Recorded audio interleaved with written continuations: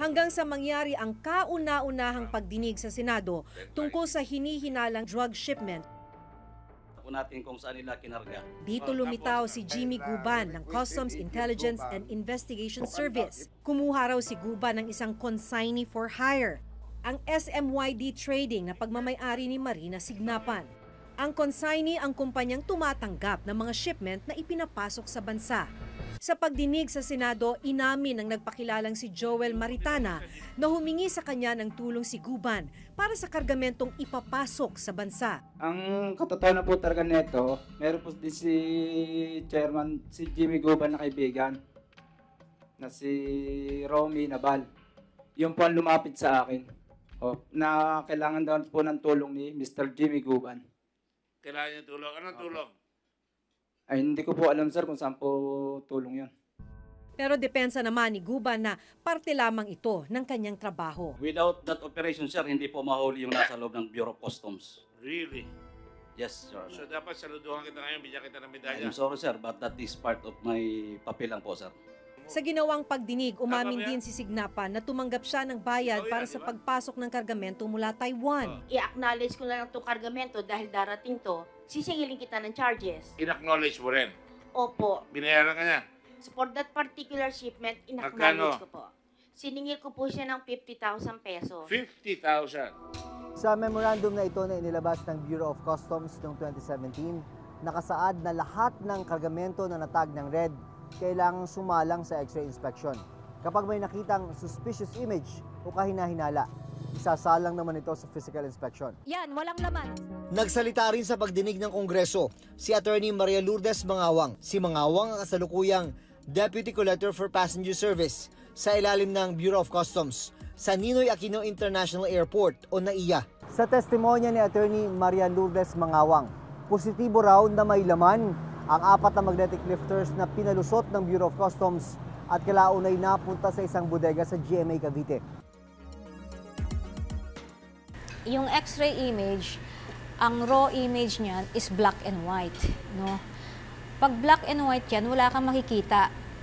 Hindi klaro. It's mostly black. Konti lang yung white. So ito, kita mo, meron siyang green dito. This is the steel. Ito dito, bakal din yan. Kaya lang nag-darken. So ibig sabihin may laman sa loob.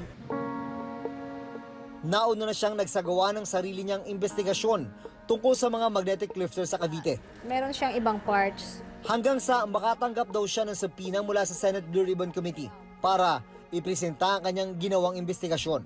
Yung 4 na cylinders, may laman talaga ho yan. No? Pero yung X-ray image, hindi mo pwedeng ma-determine doon. You cannot determine through the X-ray image whether or not those concealed in those magnetic lifters are shabu. What you can determine is that it was packed, something was hidden in there. Hanggang noong nakarang buwan, tuluyang nagkaharap si Mangawang at La Peña. The issue on X-rays and all these noises are smokes and mirrors, technicalities being used to divert the public from the main issue.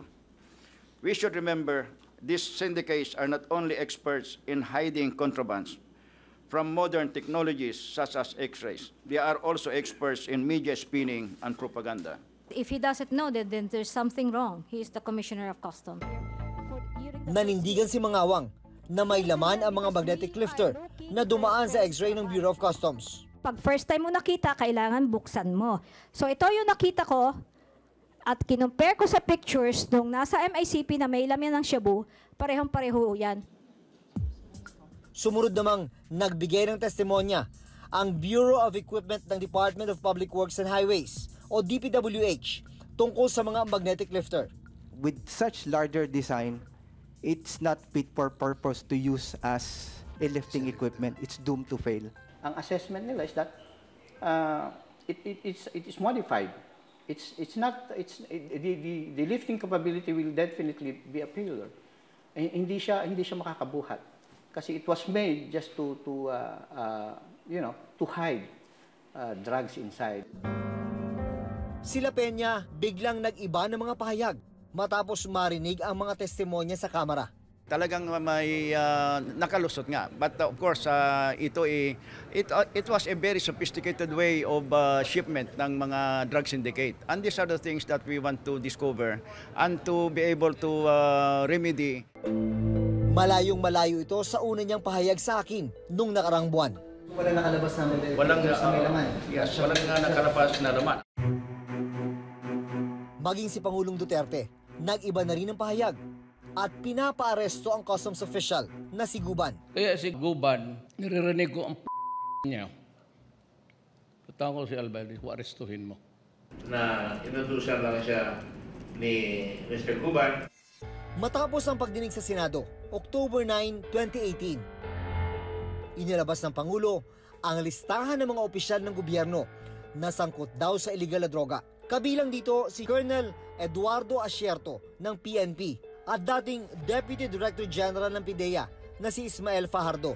Between May to June 2018, Colonel Eduardo Jojo Asierto contacted me regarding several importation transactions involving the following: A.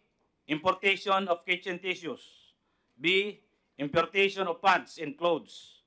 C. Importation of 4 magnetic lifters. I told Colonel Asierto that it was possible to work on the release of these goods provided that it shall be properly declared just like the first, second, and third subjects. Pero nauna nang itinanggi ni Asierto na may kinalaman siya sa pagpupuslit ng kontrabando. Hindi po ako nagpasok. Nag-share po ako ng information sa kanila na merong papasok. Pero yung sinasabi niya na ako yung nagpadala, hindi po yun totoo. Hindi ko po gagawin yun. Wala akong alam. Tumanggi namang magbigay ng pahayag si Fajardo sa issue.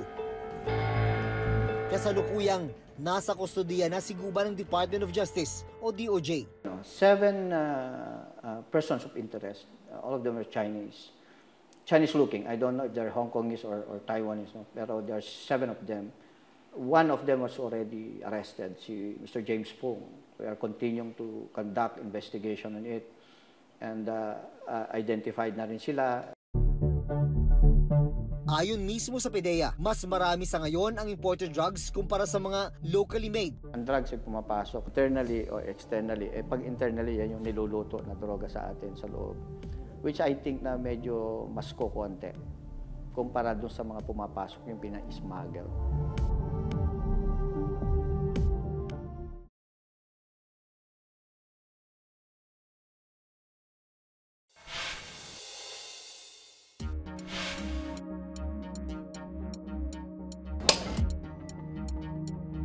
Isang tinatawag raw na Golden Triangle Drug Syndicate ang natuklasan nila na bagong pinagmumulan daw ng droga. Indicators in our intelligence point to the Golden Triangle Drug Syndicate, which is the border of Thailand, Myanmar, and Lao PDR. And of course, nandyan din yung other threat sources natin, the Chinese drug trafficking organizations, the African drug syndicates, and even the Mexican Sinaloan drug trafficking organizations. Nakagagawa na rin sila ng iba't ibang paraan para mailusot ang droga. Pinagbutihan pa nila dahil nilagyan nila ng asbestos liner together with yung airtight packaging ng mga droga. Those magnetic lifters that were at MICP, nung bumalik po ang PIDEA Laboratory Service kasama ang PNP Crime Laboratory at nagsagawa tayo ng swabbing, negative din po siya for any particles. Ayon kay Professor Ronald Mendoza ng Ateneo School of Government, malaking hamon ngayon sa pamahalaan na mapanagot ang source o pinagmumulan ng droga. Dahil hindi raw matitigil ang droga kung ang mga maliliit lang ang nahuhuli o napapatay. Hindi mo pwedeng takutin na lang ang lahat at i-expect na mawawala yung problema. Kalaban natin ay mga kriminal, no? Ang issue dyan ay kung hindi malakas yung border control natin, tapos yung atin namang customs ay puno ng mga corrupt na tao, butas-butas ang ating bansa. Pwede silang pumasok dito, pwedeng isama yung drugs sa iba-ibang mga bagay na nasa smuggle sa bansa natin. Sa gitna ng kontrobersya sa nakalusot na drug shipment sa BOC, inilipat si Commissioner Isidro La Peña sa TESDA bilang bagong Director General nito. Pero ang tanong, paano masisigurong mapanagot ang mga taong nasa likod ng bilyong pisong drug shipment?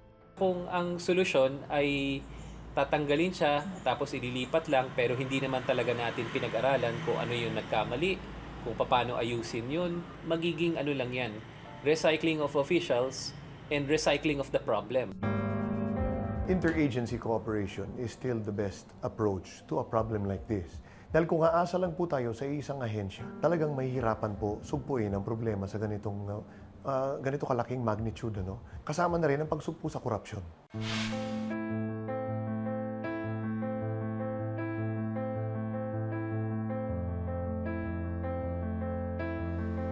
Nanumpa naman bilang bagong Customs Commissioner si dating AFP Chief Ray Leonardo Guerrero. Sabi ni Guerrero, prioridad niyang sugpuin ang korupsyon at sistema ng tara sa ahensya. Ako ay nananawagan sa inyong lahat bilang inyong pinuno na tulungan niyo ako sa pagpapatupad ng aking tungkulin.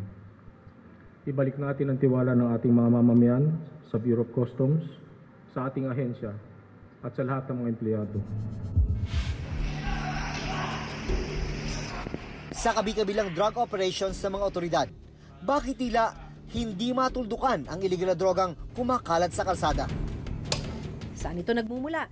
At sino-sino nga ba talaga ang nakapagpupuslit nitong papasok sa bansa? Hanggang sa susunod na Huwebes, ako si Maki Pulido. Ako si Jun Veneracion at ito ang nakatala sa aming Reporter's Notebook.